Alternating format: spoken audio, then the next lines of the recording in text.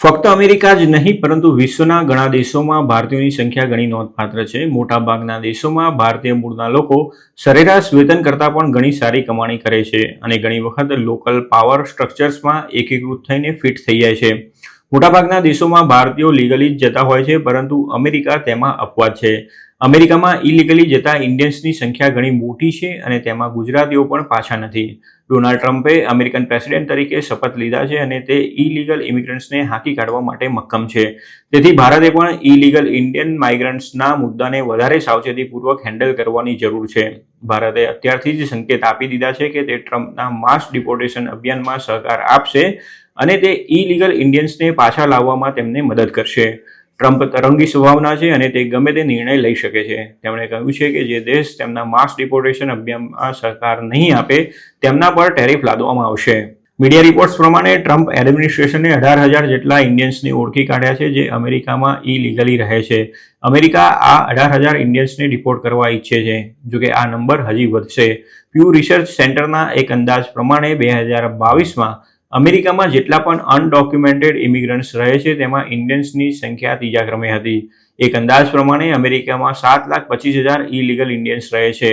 નક્કર ડેટાનો અભાવ છે, પરંતુ ઘણા રિપોર્ટ સૂચવે છે કે ઇલીગલી અમેરિકા જતા ભારતીયોમાં પંજાબ અને ગુજરાતના યુવાનો ટોચ પર છે. ઇલીગલ અમેરિકા જવામાં જીવનું જોખમ હોવા છતાં ઇન્ડિયન્સ તેની પરવા કર્યા વગર દર વર્ષે હજારોની સંખ્યામાં ઇલીગલી યુએસ જવાનો પ્રયાસ કરતા હોય છે, જેમાં ઘણાને નિષ્ફળતા પણ મળે છે. જોકે હવે અમેરિકામાં રહેલા ઇલીગલ ઇન્ડિયન્સ પર ડિપોર્ટેશનની તલવાર લટકી રહી છે. બીજી તરફ ઇન્ડિયન ઓથોરિટીઝ પાસે ઇલીગલ ઇમિગ્રેશન અંગે ચિંતિત દેશો સાથે સહયોગ કરવાનું સારું કારણ છે. ભારતે જર્મની અને યુકે સહિત દેશો સાથે પોતાના સિટીઝન્સને સ્વદેશ મોકલવા માટે દ્વિપક્ષીય કરારો કર્યા છે.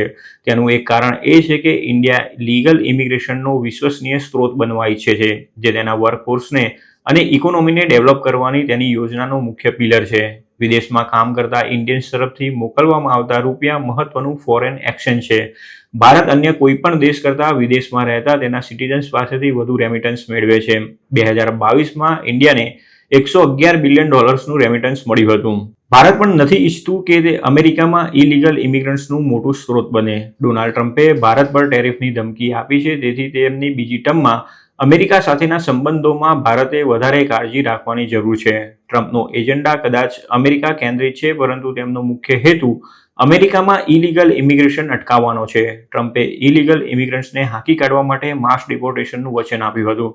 ટ્રમ્પ લાખો ઇલીગલ ઇમિગ્રન્ટ્સને ડિપોર્ટ કરવા ઈચ્છે છે અને તેના માટે તેમને અન્ય દેશોના સહકારની પણ જરૂર પડશે.